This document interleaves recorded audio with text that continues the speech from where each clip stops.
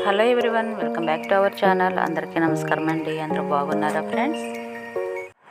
ఈరోజు రెసిపీ వచ్చేసి simple and tasty పాలకూర పకోడీ. మరి నా స్టైల్లో నేను ఎలా చేశానో వీడియో అయితే స్కిప్ చేయకుండా లాస్ట్ వరకు చూసి లైక్ ఇవ్వడం అయితే మర్చిపోకండి ఫ్రెండ్స్. ఈ పకోడీ చేసుకోవడానికి ఒక 2 కట్టల పాలకూర తీసుకున్నాను.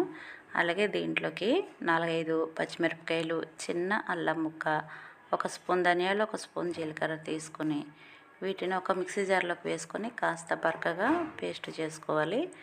మరి మెత్తటి పేస్ట్ అవసరం లేదు. చూడండి, ఈ విధంగా చేసుకుంటే సరిపోతుందన్నమాట. ఇప్పుడు నీట్గా క్లీన్ చేసి పెట్టుకున్న పాలకూరలోకి 1 కప్పు శనగపిండి వేసుకోవాలి. పాలకూర ఎక్కువ తీసుకుంటే ఇంకాస్త పిండి వేసుకోవాలి. అలాగే దీంట్లోకి 2 టేబుల్ స్పూన్ల బియ్యపిండి కూడా వేసుకోవాలి. ఈ బియ్యపిండి వేసుకోవడం వలన పకోడీ కాస్త క్రిస్పీగా వస్తుంది. అదేవిధంగా ముందుగా మిక్సీ పట్టుకున్న పచ్చిమిరపకాయల పేస్ట్ కూడా వేసుకోవాలి.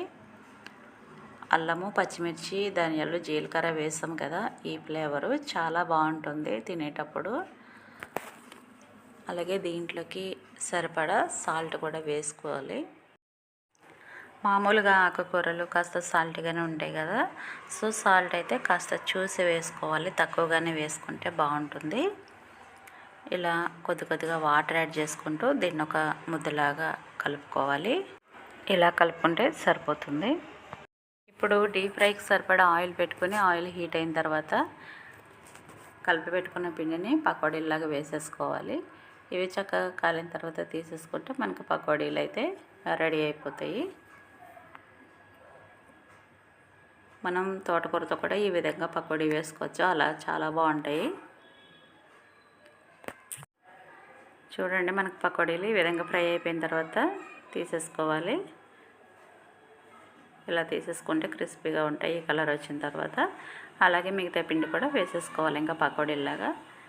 మనకి ఎందుకు క్రిస్పీగా అవసరం లేదు, మెత్తగా కావాలంటే కాస్త ఫ్రై అయిన తర్వాత తీసేసుకోవచ్చు, ఇంత క్రిస్పీగా అవ్వకుండా. చూసారు కదండి, క్రిస్పీగా పాలకూర పకోడీ అయితే రెడీ అయిపోయింది. సో నేనైతే ఈ విధంగా చేస్తాను. నా రెసిపీ కనుక నచ్చినట్లయితే ప్లీజ్ లైక్ చేయండి. మన ఛానల్ కొత్తగా ఎవరైనా చూస్తుంటే ప్లీజ్ సబ్స్క్రైబ్ చేసుకోండి ఫ్రెండ్స్, సపోర్ట్ చేయండి. మరొక వీడియోతో మళ్ళీ కలుసుకుందాం ఫ్రెండ్స్. థ్యాంక్ యూ అండి. Thank you for watching.